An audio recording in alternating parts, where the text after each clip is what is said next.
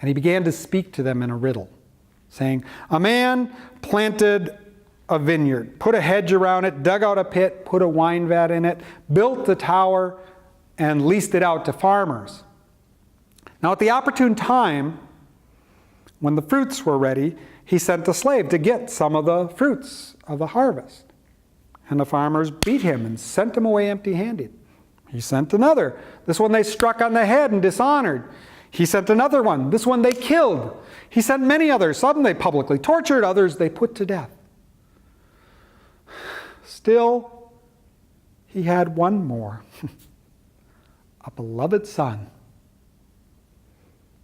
And he sent him, saying, surely they'll respect my son. But when those farmers saw him, they said, this one's the heir. Come on, let's put him to death and the inheritance will be ours. And so they put him to death and they threw him outside the vineyard. Well, what do you think that the owner of the vineyard will do? He will destroy those farmers and give the vineyard to somebody else. He said, haven't you ever read, the stone that the builders have rejected has become the chief cornerstone. This comes from the Lord, and it is astonishing in our sight. And the high priests and the legal experts went away. And they sent the Pharisees and Herodians to catch him in his words. And approaching them, they said, Teacher, we know that you don't look to human beings, but truthfully teach the ways of God because you don't defer to them. So, should we pay the temple tax to the emperor or not? Should we give or not give? And Jesus said, why are you testing me? Bring me a coin so that I might see it. So they brought him one. He said, whose graven image is this? And whose inscription? God and Father of the nation? And they said, the emperor's.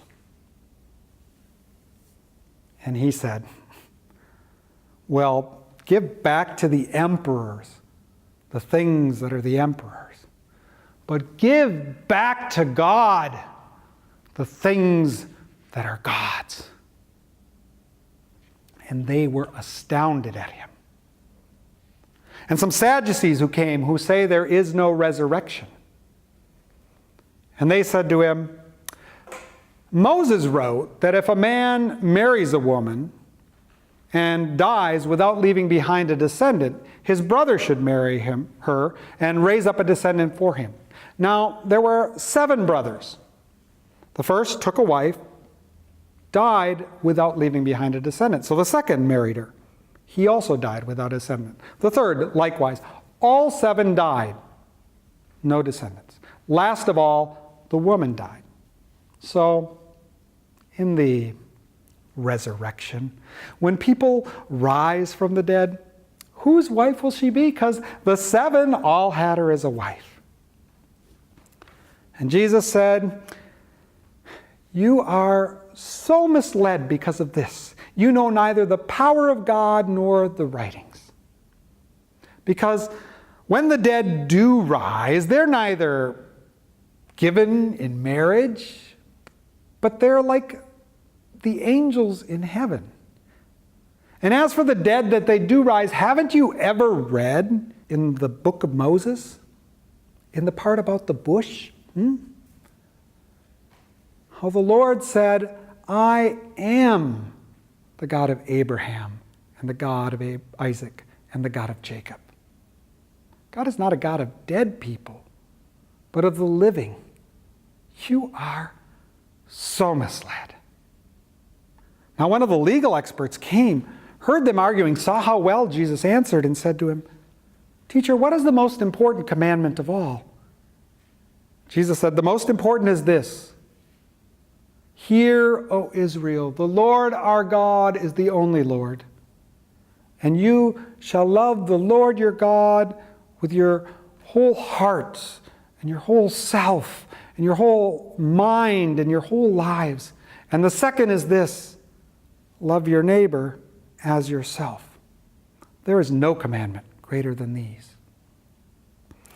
And the legal expert said to him, how well you speak, so full of truth, teacher, saying that God is the only God, and to love God with the whole heart and the whole mind and the whole self, and to love the neighbor as oneself is more than all these whole burnt offerings.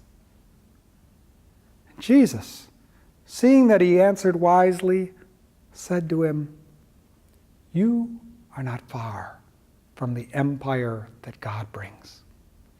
And no one dared to question him any longer. And raising his voice in the temple, Jesus said, why do the legal experts say that the Anointed One is the Son of David, when David himself, inspired by the Spirit, said, the Lord said to my Lord, sit at my right hand while I put your enemies at your feet. If David calls him Lord, how is he his son? And the crowd loved hearing him. And raising his voice, he said, look out for the legal experts who love to walk around in flowing robes, who want formal greetings in the market, and the best seats in the synagogue, and the most important places in the banquets, the ones who devour the houses of widows, and for appearance sake offer large prayers. Theirs will be the most severe judgment. Now, when Jesus was sitting opposite the treasury, the temple treasury box, people were coming and putting money in the temple treasury. And many of them were putting in large amounts. And a poor widow came and put in 2 small copper coins. And summoning his disciples, Jesus said, this woman put in more than all the rest, because everyone else put in out of their surplus. But this woman, out of her poverty, put in everything she had, her whole living.